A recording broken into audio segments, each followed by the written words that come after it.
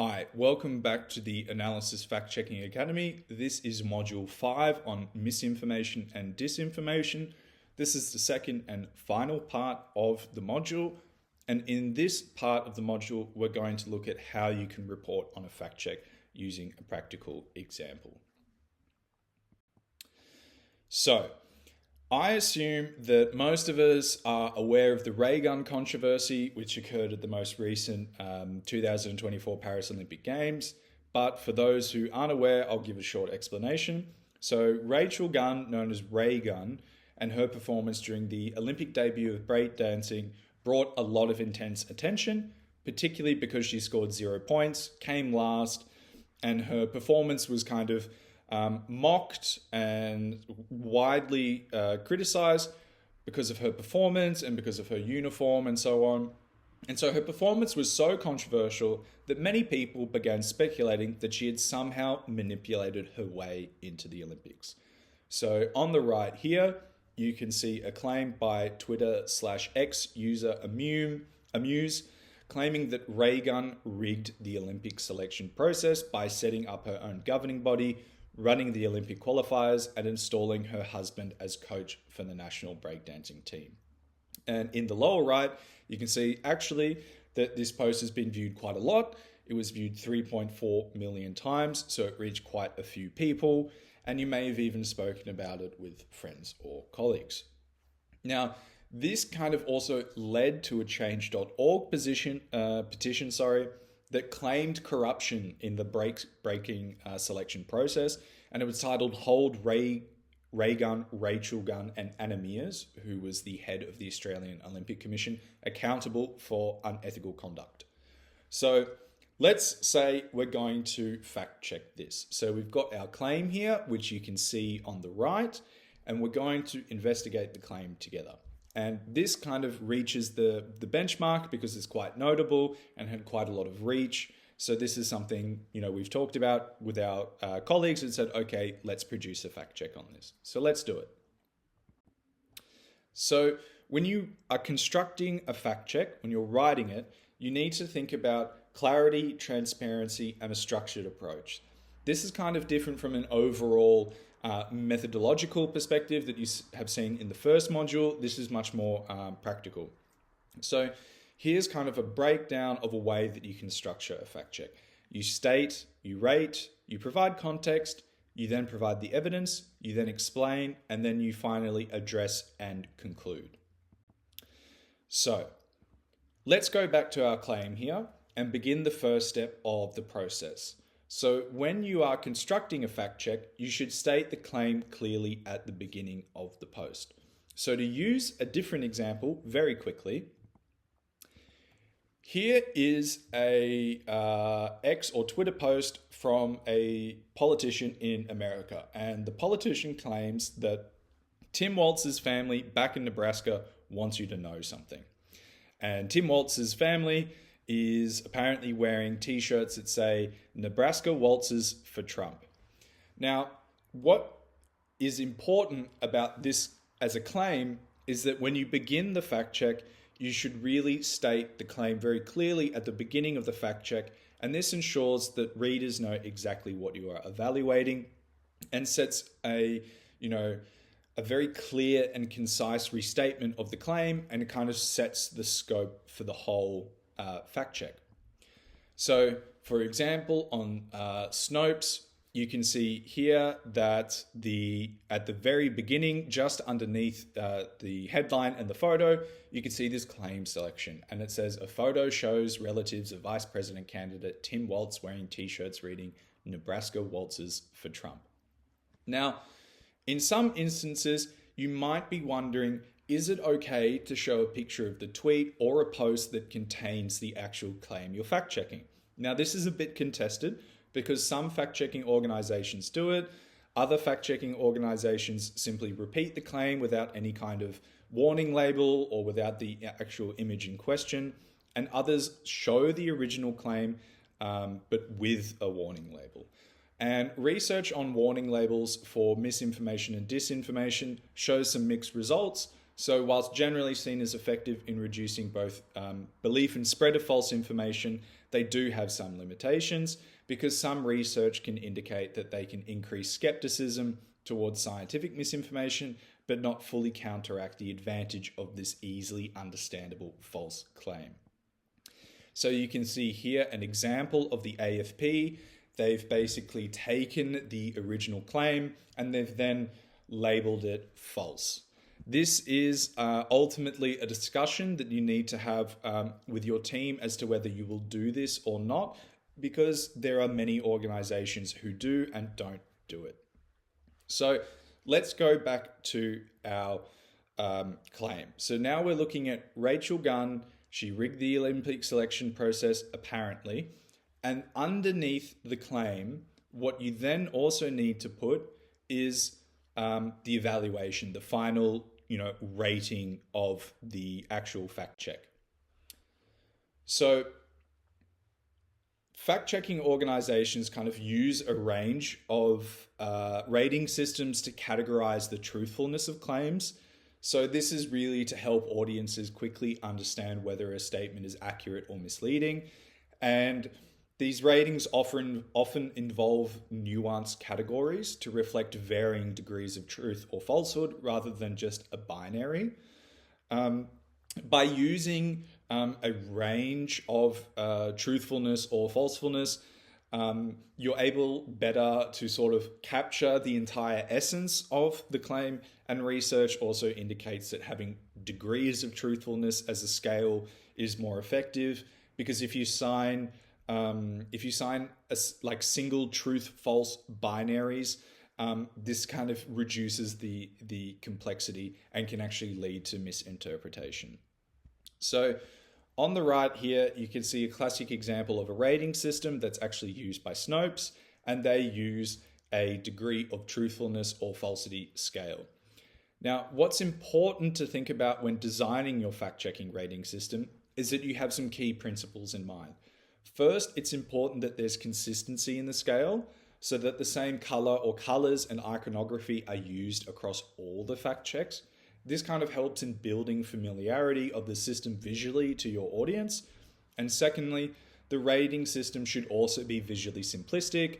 Graphics should be quite straightforward, and that the graphics are also optimized for smaller screens, and they're also mobile friendly. What's really important is that the explanation of how the rating system works is publicly available on your website, for example, because this improves transparency and helps build trust with the audience. So you can see here in this Snopes article, they've put the claim underneath here, and then underneath they've also put the rating of false. So you can see that the claim is presented quickly at the beginning, and then you can also see the ultimate rating. So after you've stated the claim, and then after you've made the quick rating available, you then need to provide context. So before you begin debunking or verifying the claim, you should offer context about the claim, about its origins, and about why it matters. And this is quite important for a number of reasons.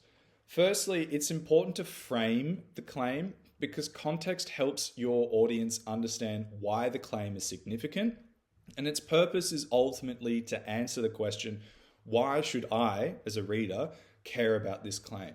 So without this information, without the context, the audience may not understand the potential consequences of the misinformation, and you should think about it as kind of setting the stage for why a fact check is necessary in the first place. So if we think about ray gun, we initially go, it's not that important, but the context of the claim really actually calls into question the integrity of the entire Olympic selection process. So when you provide this piece of information to the audience, they're much more aware of why this really matters, because this is kind of an allegation of high-level corruption. Another example could be a politician's behavior during a particular crisis or some kind of national emergency, and maybe their behavior is quite strange. So unless readers understand the context surrounding things, some people might not actually fully understand the importance. And providing this context really helps readers follow your narrative. So, as you've learnt so far in these modules, fact checking often involves very technical details, it involves research, it involves in depth analysis, it involves the use of tools.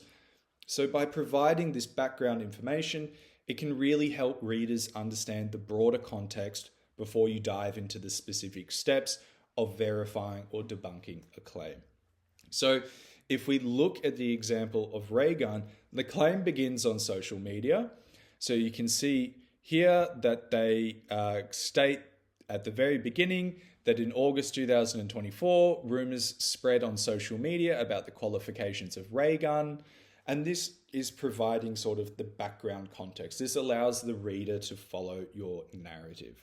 So by explaining where the image or where the claim comes from and the context surrounding it, you're helping the audience connect the dots. So by providing this context, not only are you making your narrative more readable to the reader, but you're also establishing your credibility, you're demonstrating that as a fact checker, you've researched the claim thoroughly, you understand the wider impact of the claim. And this is really important because if you think about a claim made by a politician that could be about economic inflation, for example, a claim about economic inflation will be more understandable to the audience when the audience has also presented the background information surrounding economic trends, policies, or events that may have contributed to the inflation. So on the right here, you see the beginning of the article. This is directly underneath the rating. The author begins by providing the context to the situation. So in many instances, providing this context will also require to use some of the skills you might have learned earlier, particularly in the case of internet archiving, because as you can see here, you can, create some links and so on. And in a lot of instances in misinformation and disinformation and so on, these things get deleted. So you will be using links to things like internet archives so people can also see them. So next, you start presenting the evidence. So this is where you lay out the steps you took to fact check the claim. And this is really the core of the fact check. So you break down your findings quite methodically. You cite the verification tools, the expert opinions, the primary sources that you used. But why does sort of presenting this evidence matter? Or why do you need to present it in this really transparent way?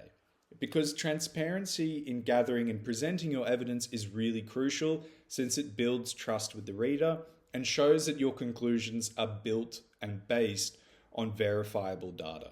Now, it's very important in this part that readers can follow your process and that they can come to the same conclusion that you did. So if they see this claim and they go to your fact check and they follow it, they can see, okay, this person has verified it, this person has gone through the claim, this person has used research methods, internet archives, verification tools, interviews, and so on in order to debunk this piece of information or verify this piece of information. And it's really all about building trust with your reader. So let's go through a couple of examples, starting again with ray gun.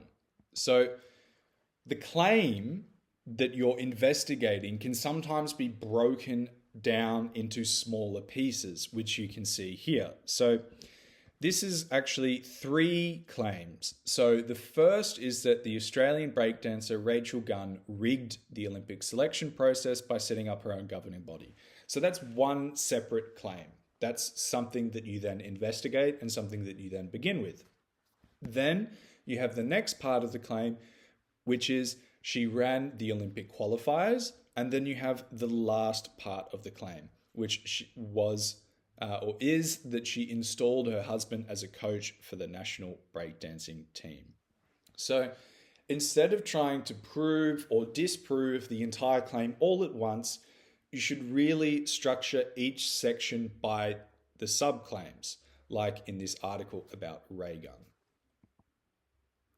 So this is the part of the article that's about the first subclaim here, which is who's behind the Australian Braking Association.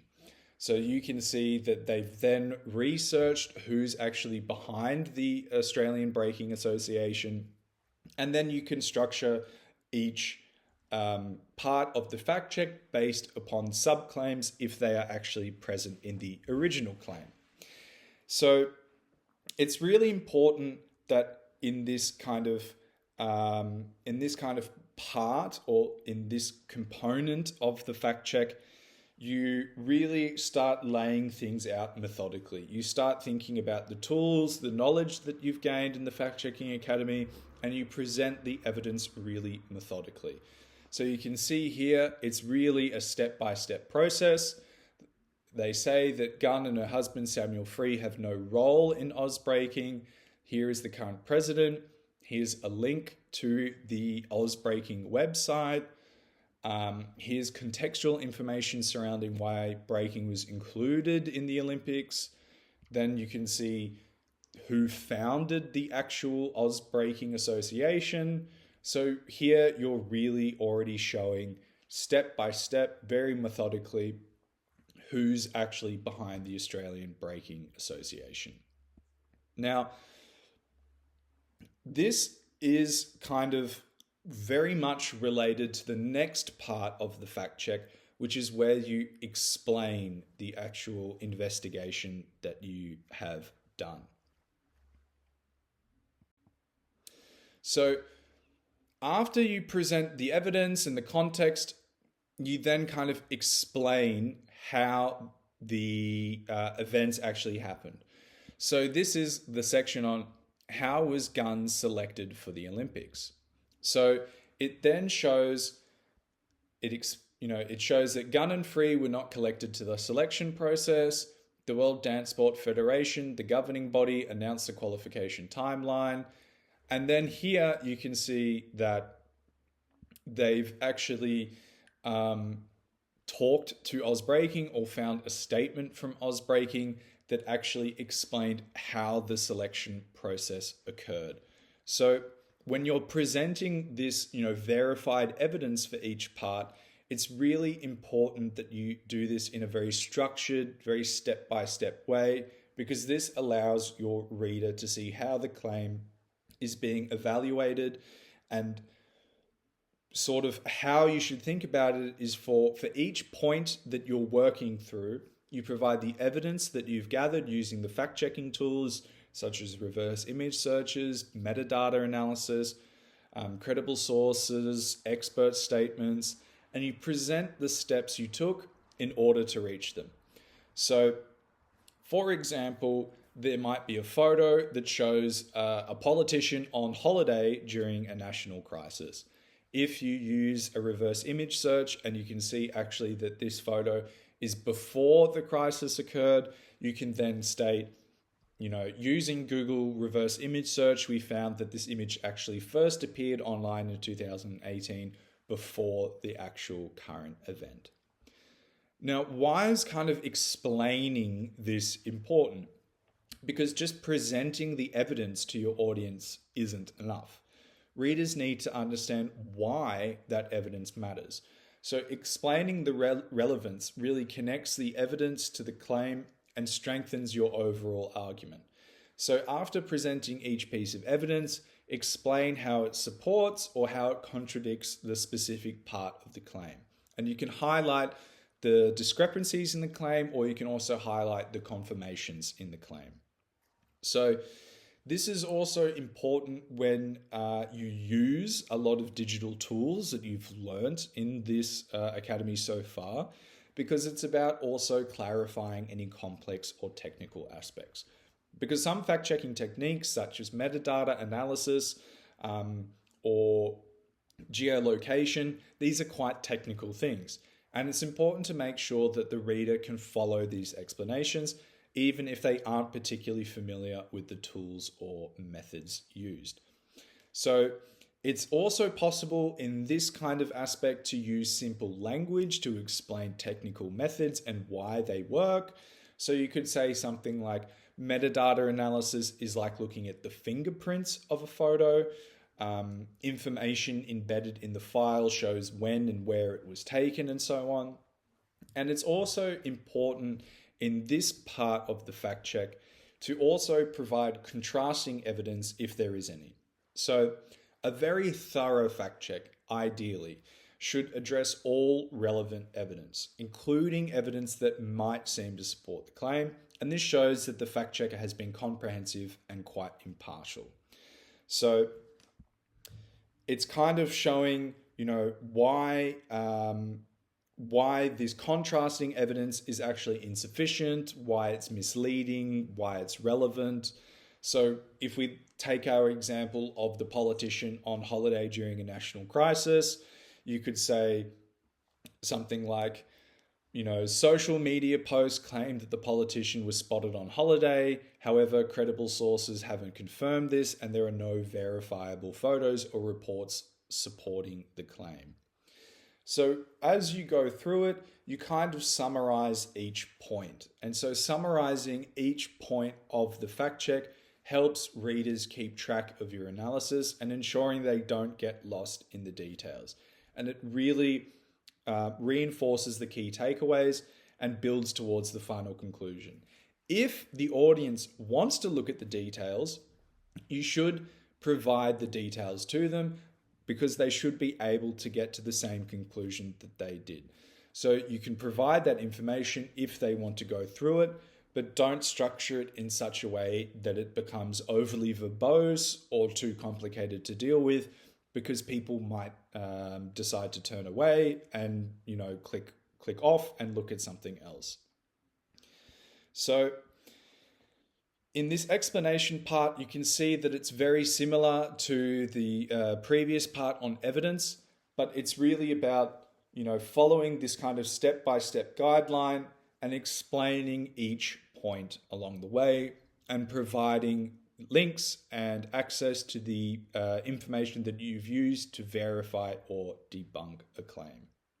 So in this last part, where you address and conclude, this is the final section of the fact check, and this is composed of two parts. So first, you address the source.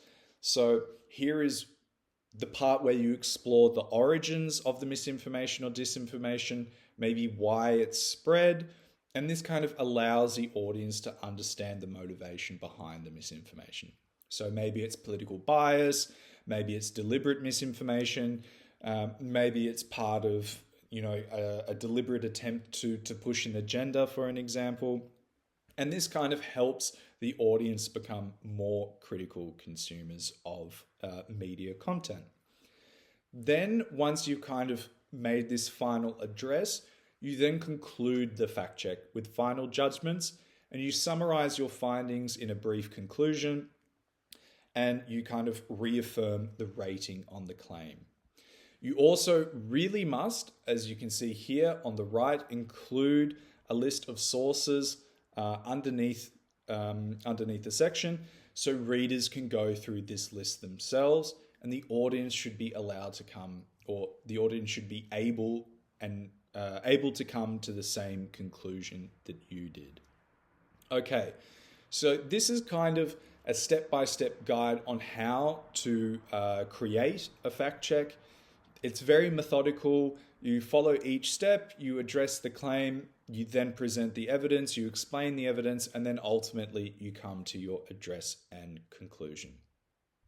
All right, so the next thing that we're going to look at is something that will help you in your work, and this is known as the Google Fact Check Toolbox. So this is a tool provided by Google that assists journalists, researchers, members of the public in finding fact checks. So the toolbox is composed of first the actual Explorer, and this basically is like a Google search but for fact checks. And then there are also things like claim review markup, which enables fact-checking publishers to actually have the opportunity for their articles to appear in search results. And then there are also some more granular search tools as part of the Explorer. So let's look at the Google Fact Check Explorer. It works very similar to the Google search engine, except that it's only looking at fact checks. So in the middle of the screen here, you see this dialog box. You can search fact checks about a topic or person. And let's say that we're interested in understanding something very simple, like, is the Earth flat? So we've put that in, and then what happens is a list of claims appear. Now, you can also see in this section that there are results in other languages. So what you can do here is that you can filter the output by language, and this is quite helpful. It supports basically all of the languages that Google Translate supports. So you can really look specifically at particular fact checks from particular countries or particular regions, particular languages. So underneath this section, you'll then see this part, claim by social media. And this is where they state the claim. So the Earth is flat because we never see shooting stars coming from the bottom up. This is the claim. Then underneath, you'll see here, USA Today. This is the actual organization or newspaper or group that published the fact check. And then it will also say the overall rating, false. Underneath, you will see a link. The Earth isn't flat and shooting stars fly in every direction. You can click this link and it will take you to the actual article itself. So next to it, you can also see this list of tags. These tags are actually automatically assigned, and if you click the tag, you will then see fact checks on related things. Now, something that's actually really helpful is this icon you can see here, which is this little picture with a magnifying glass. This actually allows you to search for fact checks based off of images. So let's, put in an image. This is the box that would appear. You can either enter an image URL or you can drag or drop it. So to demonstrate how this works, we're kind of going to use the Balenciaga Pope from before. So here he is, and we're going to put him in. And this new sort of screen appears. So here you now see a list of fact checks that are based off the image that we searched. And what's really cool about this feature is that we can then check this thing here called image context. We click image context, and then we get a bunch of quite new and useful information. You can also see the rest of the page is structured in a similar way if you just sent like a regular query, like, is the Earth flat? Now, this is the image context component, and it can take a couple of minutes for the image context to load, especially if it's an image that's gone quite viral. But once that's done, you then see this page. So let's break it down together. So the first thing that you'll see here is this image first indexed by Google, and then a date. And this means the date that the Google bot, which is the web crawling software that Google uses to collect documents from the web to build the actual Google search engine, this is when the image was first indexed. Underneath, it says first reference found as well as a date. And this is when Google found the first reference to the photo. So it could be an article, a text, a comment, etc. Then underneath, you will see first social reference found. And this has two buttons next to it, hide social or restrict to social. These buttons toggle whether you search only for social media or for anything but social media websites. Underneath that, you see first stock reference photo found. This means that if the photo is a stock photo, so a photo licensed for commercial purposes, this is where that would appear. But in this case, it's a generated photo, so it doesn't spit out a result. And then underneath, you will see this section on top subjects. So These are what the image context algorithm determines to be the top subjects of all the discussions surrounding the photo. So, of course, number one is Pope Francis, then there's May 2023, Donald Trump, as well as Gabriella Graffietti. So, you then need to kind of explore to see exactly why the algorithm has decided these are the top subjects. But what you can then do underneath is maybe, for example, you found a subject that's related to your actual inquiry. You can then search in this box that leads to a drop down menu that has all of the identified subjects, and then you can search only by those. Or you can also search by relevance or time. Time is just chronological, so it's just oldest to newest. Or if you search by relevance, this is algorithmically determined how relevant it is to you. In this last part, there's basically a collation of all the previous information, plus links to where the image was found. So you can see here that it was on Reddit quite often, it was used in Photoshop battles, it was on Meme Economy, and so on. So this kind of provides a lot of extra contextual information that might be useful to you in finding the source of a piece of misinformation, for example. So you can really imagine how this tool can be useful in your work by streamlining the research process, because you kind of consolidate all of the fact checks in one place. And then you also see the organization behind the verdict, as well as a link and multilingual support and things like image context. So you can go here first when you see a claim, and you can see if a fact check has already been produced, because sometimes you don't want to duplicate the work of a fact check that has already been done.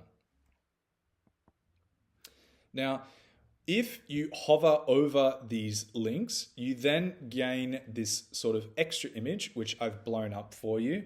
And here it says, page title, Born to Eat Pizza on Reddit, PS Battle, Pope Francis was spotted sporting an all-white fashion ensemble, first seen.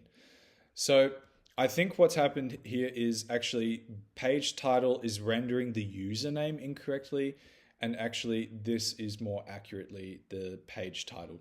But this provides sort of additional context, so you can see exactly which photo, and then you can click on it, and then you can go to the actual place where the discussion was happening, where the image was found, for example.